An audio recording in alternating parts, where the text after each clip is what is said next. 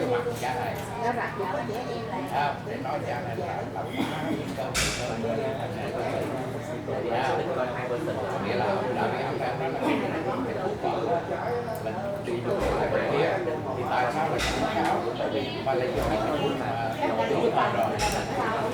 anh thấy cái đậm nó hướng rồi qua cho cái tủ nhỏ xíu à qua đi từ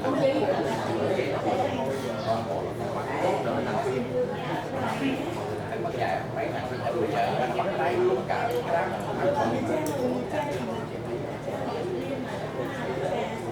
cái nhà nó khó